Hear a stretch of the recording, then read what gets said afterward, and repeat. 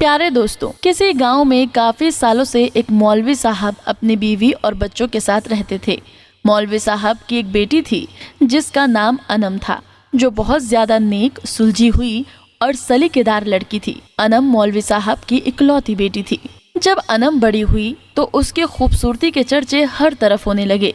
उसी गांव में एक रईस का बेटा था जो बहुत बिगड़ा हुआ था। वो ऐसी ऐसी महफिलों में जाता था जहां शराब पीना आम होता था।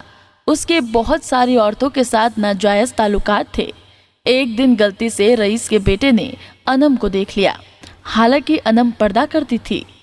अनम को देखते ही वो उसके प्यार में पागल हो गया। यानी कि अब रईस का बेटा हरदम अनम के ख्यालों में खोया रहता। ये देखकर एक दिन उसके दोस्त ने उससे कहा कि तुम तो एक रंगीन और बदमिजाज लड़के हो, फिर तुझे ये मौलवी की बेटी कैसे पसंद आ गई? तो ये सुनकर रईस के बेटे ने जवाब दिया, ये सब तो मैं दिल बहलाने के लिए करता हूँ। ये सुनकर उसके दोस्त ने कहा, अगर तुम मौलवी की बेटी को अपना लेते हो तो फिर तुम्हें ये सब बुरे काम छोड़ने पड़ेंगे। ये सुनकर रईस का बेटा गुस्से से लाल हो गया और कहने लगा, मेरे मामले में तुझे बोलने की कोई जरूरत नहीं है। मेरा जो दिल चाहेगा मैं वही करूँगा। उसका दोस्त बेचारा इसके खर्चे पर ही पल रहा था, इसलिए उसने अपने दिल ही दिल में सोचा कि ये तो अकल का अंधा है। अगर मैं इससे ज्यादा बहस करूंगा तो ये मुझसे नाराज हो जाएगा और मेरा खर्चा पानी बंद हो जाएगा। इसलिए वो इस रईस के बेटे से कहने लगा, यार मैं तो मजाक कर रहा था, तुम बिल्कुल सही बात कह रहे हो। उसके बाद एक दिन उस रईस के बेटे ने अपनी माँ को मौलवी साहब के घर अपने रिश्ते की बात करने के लिए भेज दिया। मौलवी साहब ने यह सुनकर कहा, मुझे इसके बारे में सोचने के लिए कुछ वक्त चाहिए। मैं इसके बारे में अपनी बेटी की मर्जी जान लूं, उसके बाद ही मैं आपको इसका जवाब दूंगा। फिर मौलवी साहब अपनी बेटी के पास गए और कहने लगे, बेटी, गांव के इस रईस की बीवी अपने बेटे के लिए तुम्हारा रिश्ता लेकर आई थी। तो यह सुनकर अनम ने कहा कि अब्बा जान, वो लड़का एक नंबर का अय्याश और बेकार इंसान है। अगर आप मेरी मर्जी पूछना ही चाहते हैं तो मुझे ये रिश्ता मंजूर नहीं है। इतना सुनते ही मौलवी साहब कहने लगे, बेटी, तुमने तो मेरे दिल की बात कह डाली। मुझे भी वो लड़का बिल्कुल पसंद नहीं है। मैं तो सिर्फ ये देखना चाहता था कि तुम इसके बारे में कैसा फैसला करती हो। अपनी बेटी का जवाब मौलवी साहब ने उस रईस के घर भिजवा दिया। जवाब सुनकर रईस का बेटा गुस्से से लाल हो गया और अपनी माँ से कहने लगा, इस लड़की ने मुझे ठुकराकर बहुत बड़ी गलती की है। अब मैं इसे पूरे जमाने में जलील करूंगा और रुस्वा कर दूंगा। तो ये सुनकर उसकी माँ ने अपने बेटे को बहुत समझाया कि बेटा, अगर आज तुम एक सुलझे हुए और नेक इंसान होते तो ये लड़की तुझे किसी भी सूरत में नहीं ठुकराती। आज हमारे पास किस चीज की कमी है? माल दौलत, गाड़ी बंगला सब कुछ है, लेकिन एक लड़की के लिए माल दौलत से बढ़कर उसका हमसफर होता है। ये सुनकर उस रईस के बेटे को अपनी माँ पर भी बहुत गुस्सा आया, क्योंकि वो सच सुनना पसंद नहीं करता था। उसने कहा कि मैं उस लड़की को सारे जमाने में जलील कर दूंगा, लेकिन उसको नहीं पता था कि इज्जत और जिल्लत देना मेरे अल्लाह के इख्तियार है। अगर अल्लाह किसी को जलील करना चाहे तो कोई भी उसको इज्जत नहीं दे सकता, और अगर अल्लाह किसी की इज्जत की हिफाजत करना चाहे तो फिर कोई भी उसको जलील और रुस्वा नहीं कर सकता। दोस्तों, वो रईस लड़का हर रोज अनम को बदनाम करने के लिए नए नए बहाने ढूंढने लगा।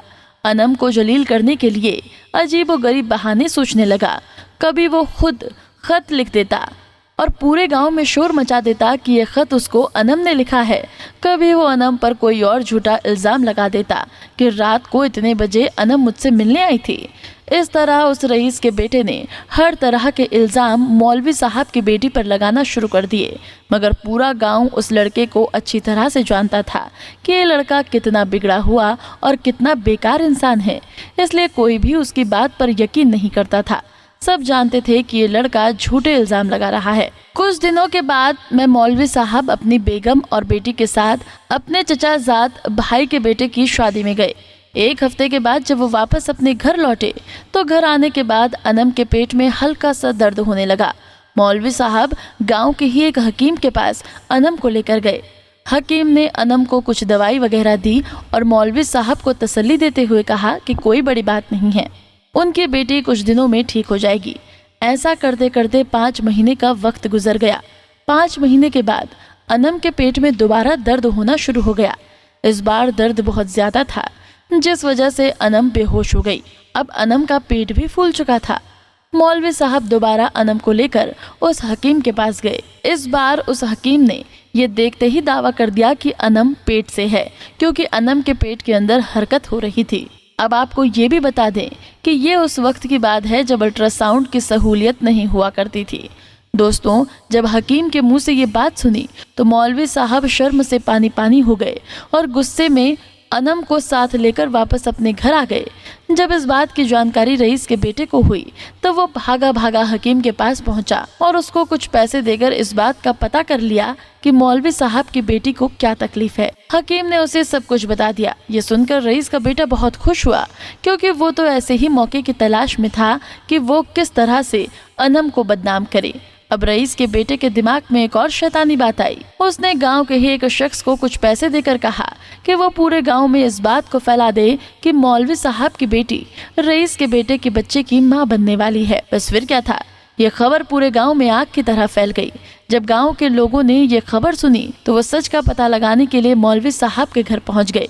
मौलवी साहब का झुका हुआ सर देखकर वो लोग समझ गए कि ये खबर सच है। इसके बाद उन्होंने न सिर्फ मौलवी साहब को मस्जिद की इमामत से हटा दिया, बल्कि ये भी कह दिया कि वो 2 दिन के अंदर गांव को छोड़कर चले जाएं। इधर जब अनम की मां ने अपनी बेटी से उसके बारे में पूछा तो अनम कस्में खाकर कहने लगी कि अम्मी, मैं सच कहती हूँ, मुझे आज तक किसी ने छुआ भी नहीं है।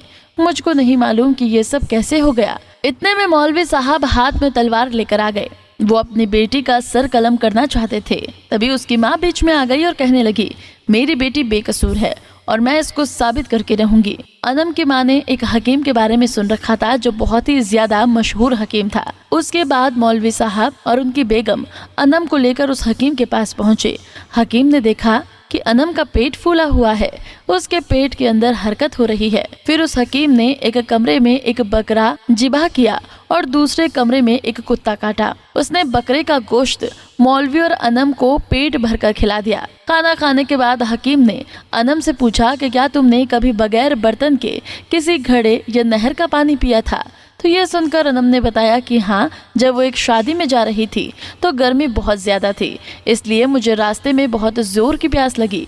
उस वक्त मैंने एक नहर के किनारे से पानी पिया था। उसके बाद वो हकीम अनम को लेकर उस कमरे में गया जहाँ पर कुत्ता काटा गया था। तो अनम ने कहा कि तुमने ये कुत्ता क्यों काटा है? इतना सुनकर वो हकीम कहने लगा, आपने जो अभी गोश्त खाया वो इसी कुत्ते का था। दोस्तों, हकीम ने उसे बकरे का ही गोश्त खिलाया था, लेकिन कुत्ते का इसलिए कहा ताकि अनम को जोर की कै यानी कि उल्टी आ जाए और उसके पेट का सारा कचरा बाहर निकल जाए। और फिर वही हुआ।